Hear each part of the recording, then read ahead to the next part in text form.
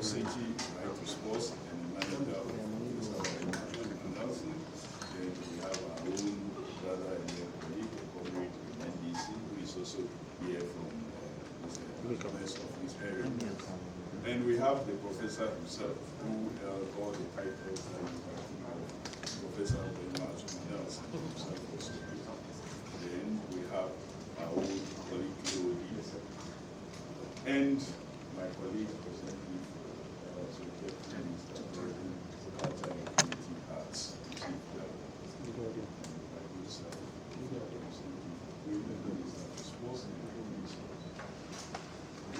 here, President, the one who has really, for the purposes of those of you here, returning the sports around. The last time we were at the boxing arena, that was his game that he saw. Even though we can keep it down, we are bringing it back.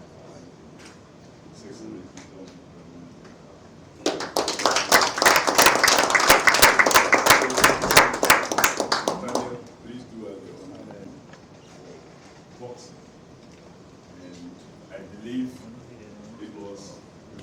That desire to keep Ghana out there that you saw the construction of the Open Boxing Arena, which you commissioned in November of 2016.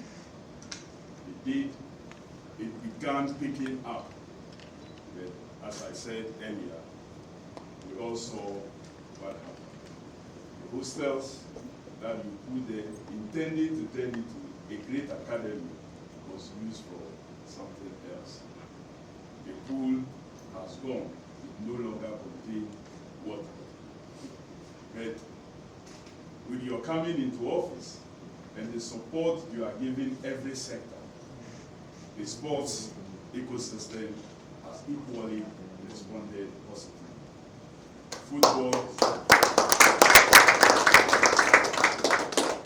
Football is doing well. Athletics is creating champions around the world. As it stands currently, the fastest 100-meter runner in the world is a Ghanaian. Currently, nobody has broken that record for this year. Unless others join the competition and maybe break that record. But currently, the holder of that record for 2025 is a Ghanaian. But Ghana became the center of attraction Friday night to Saturday morning, because some young persons, forward-looking, knowing that we are in the era of talents, have put together to rebirth boxing again. We were in Kumasi and did a small event, and the people of Kumasi were so impressed about what happened there. They didn't know something was being planned, even though a little indication was given there. Your Excellency, Friday, as I said, Ghana became the center of boxing. All key persons who mattered were here. The WBC officials were here. And that was through the initiative of our very young brother and his organization, the Legacy Rise Sports and Amin Khan, putting themselves together and giving us a great show. Your Excellency, after that, people have said, well, you have achieved your objective too quickly, so we must look for another construction that would contain 10,000 people. Because the 4,000 capacity could not contain them. People were standing all through from 7 p.m. to about 3 a.m. They were on their feet. They were on their feet. And what I want to add, Your Excellency, is that Anthony is a great icon, not just for Africa, but the world. He's seeing what it is we are doing. And he says, well, my background, I'm from Nigeria. Then you are doing something right. I will come and help and put Ghana at the level it should be. He's giving clear indication that he will help any country that factor is people's well-being. And that is what we have exhibited, and that is what I brought him here to support the schools. This afternoon, he is here, very purposeful, to indicate that they support your initiative and will be there to support our cause. And we wish to welcome and thank you so much. Thank you, sir. Welcome, Anthony.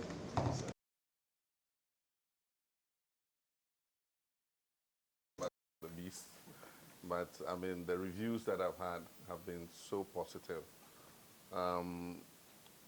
Sports has been an avenue for social enhancement, and especially boxing. Introduced into societies where there's poverty and other things, you find that the talent exists, but because the opportunity doesn't avail itself, I mean, people live in poverty. But once a while, a champion, emerges from there, and he changes the face of his whole society just because he got the opportunity through a sport, either football, boxing, athletics, or something like that. All of us were young. Anthony makes me feel like when I was young again, during the Muhammad Ali time, after Muhammad Ali was beaten, we all kept praying as young people. We loved him so much, we kept praying and wishing that he would come back and take his title. Makes me feel the same way, that, I mean, he'll become great again, he'll regain what he has lost. And all of us growing up would stay till 4 a.m. in the night just to watch Azuma fight in Australia. And so now one of the greatest fights is his fight with Jeff Fenech in Australia. We stayed up late, and I mean, it was one of the best fights I've ever seen. All of us were frightened when he agreed to go and fight in Australia, in Jeff Fenech's backyard. And we said, how can you go into the guy's backyard to go and fight? And he said, oh, it will be a teacher and a son lesson. A father and son lesson, and that he will be the professor. I borrowed some of his words during the campaign, and I said that we're going to take our own referee into the ring. And then when they asked him, who's your referee? He said, my fist. He said, if I punch the man down and he's down and out and can't get up, which referee is going to say he won the fight? So, I mean, Ghana has been known for boxing from our first republic. Floyd Robertson and all the greats. And people like Azuma followed in their footsteps.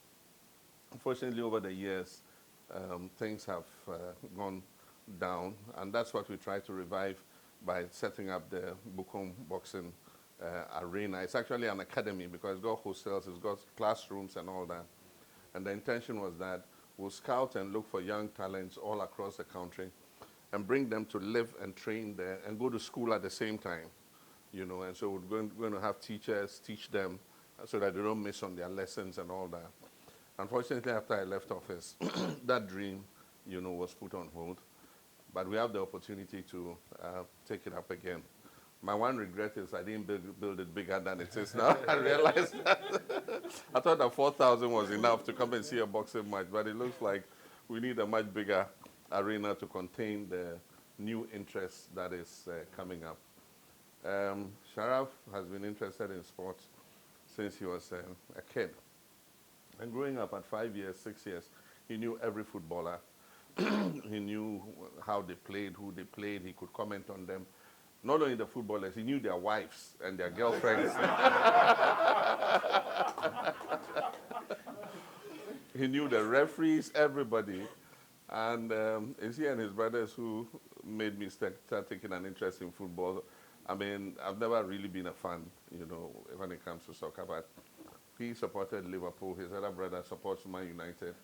And then Shahi supports Real Madrid. And I found my children, anytime their team lost a match, they lost appetite, they won't eat, they are moody. So I started supporting all their teams and praying that they'll win their matches so that it will lift the mood of the children. And so, of course, when he decided that he wanted to go into football, I decided to let him follow his talent. So he played football for a while. and then decided that no, he wants to shift into sports management.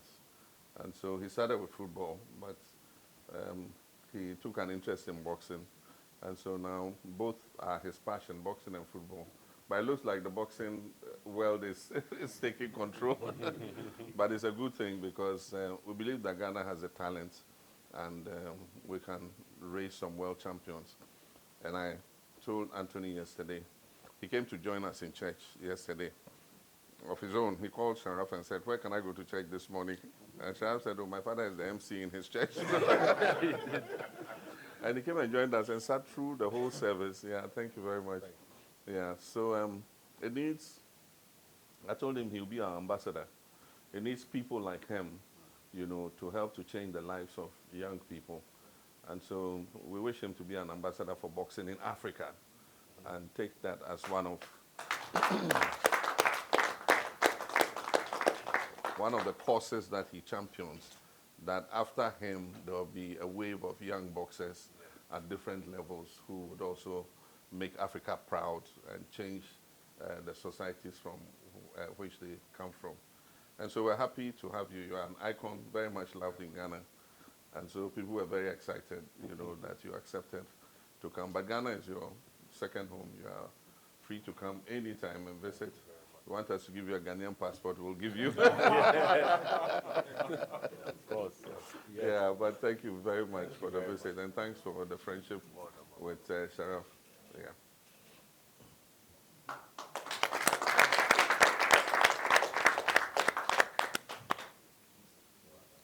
Me? Okay. He's a man of few words, so My he name's talks Anthony, more with his fist. with my fist. My name's Anthony Joshua. Anthony Oluwafemi Olasheni Joshua. British born, African heritage from Nigeria, just across the road. I've been spending a lot of time in Nigeria as of recent, knowing that it's important to know where you're going, but just as important to know where you've come from. And coming to Ghana actually wasn't on my agenda, because for some reason everyone in Nigeria puts Nigeria here and Ghana just here. Yes. So I'm now here and I'm looking around and I'm like, they've been lying to me. I'm very impressed. I'm very impressed with your beautiful country, amazing culture, hospitality, the airport, the organization, and I can't wait to go back and tell everyone across the world how beautiful this place is. Yeah. And sports is obviously a way that it got me in a room like this. So I understand the importance of, you know, talking with my fist, but also how influential sports can be and the type of rooms you can get in. So I've been calling friends, speaking about ways that we can bring investment into Ghana, we can bring investment into Africa, because I understand some of your policies and what you're trying to do. And from a sportsman, I understand sports is short-lived, and then we cross over into business. So I'm also branching out into that sector, and I understand that there's certain things that we can bring from sports and our connections across the world, and how we can connect Africa to the rest of the world through sports. So Sharaf, amazing man, thank you for bringing me here. It's much appreciated, and long may Legacy Rise continue. Yeah, thank you. Sharaf, you didn't introduce your team. Sheriff, come on. You guys did a good job. Where's Adam? Adam? Yeah. And where's the photographer, the Rasta man?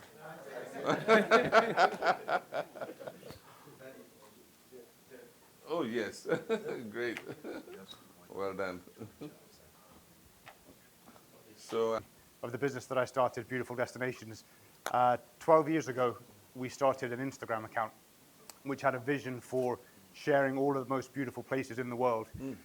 Within the first 6 months of launching the Instagram account, His Highness Sheikh Hamdan, the Crown Prince of Dubai, started following our account and started sharing the content, which got on the radar of the leadership in the Middle East. They reached out and they said that we believe that the future of tourism, branding and marketing is leveraging social media. And so as the years have passed, we've gotten to a place today where as much as 90% of this next generation of traveler, the future decades of spend that will come to Ghana, comes from individuals who will hear and learn about you on social media before they come. And so our business and our vision is to connect those dots, to find people all over the world, to be able to touch them in their hands and see on their mobile phones what it's like to come and live here and experience life here. And so thanks to Sharaf, I had the opportunity to come and do that myself. As the kind gentleman said, 50 million people who are inspired to see the world, I hope very soon will be inspired to come and see Ghana as well. So thank you again for the hospitality. Thank you. First things first, I just want to say thank you, Ghana. Thank you, Africa. And thank you for our elders that have come before us and laid down this foundation for us. Just to clarify, journalist, this is my cousin. His right-hand men are actually here. But we all work part as a great team, you know, to bring things to life and execute visions, you know, that he wants essentially installed onto the wider world. I think promoting Africa and showing the beauty that Africa has to the wider world is one of them. You know, we have a great team back at home as well. And honestly, the beauty that's here, you know, from the people to the agriculture to the mines, it's amazing. The world needs to see more of it. You know, we are beautiful people. You know, we are people of respect. And we are people that have so much to give to the wider world. Again, I just want to say thank you, Sharaf, my brother. The future belongs to us. And I do hope we can make you proud.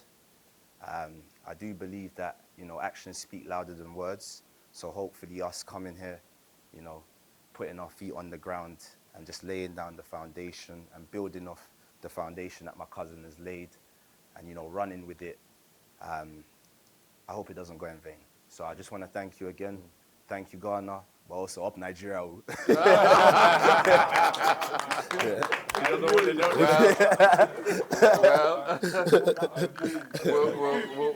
We'll soon have the jollof wars. Thank you. Okay. Thank you. We did the presentation.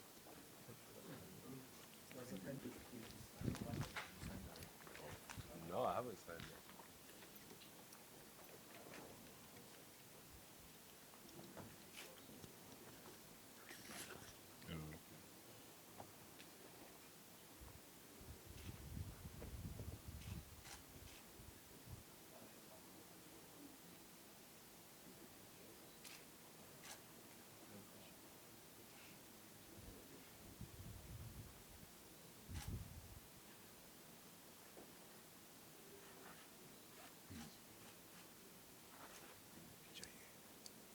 No, the signature. We take it downstairs. She should take it there. Oh, okay.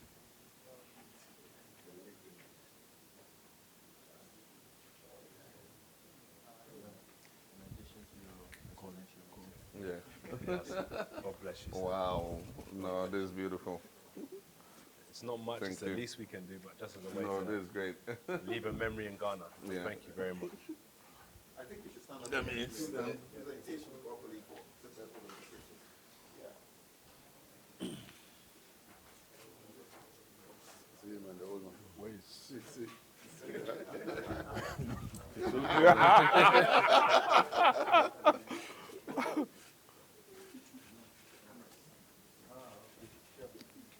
Also, if there's any way from the Great. contacts that I'm meeting around the world with boxing to bring any investment into Ghana. Yeah, let's talk about it. Okay. We'll keep in touch. The boxing day. Don't try it on me. You didn't try it. Oh, Mr. Nelson. You can. This is who you want to try it on. Can we? Can I get a picture with Mr. Yeah, let's do that. They said they will do the pictures here at once. Zoom, zoom. You want to come inside the picture? Okay. Excuse me, sir. You want? Lats. Did you have us take one? Give, he'll take it. You want? Lats again. Okay, he will do it. Thank you very much, bro. Thank you. Come this way. That's a beautiful smoke. Eh? Nice, huh? How's that angle? Zoom. Hold it. Yeah, so we just join and then do the Good one. Join us.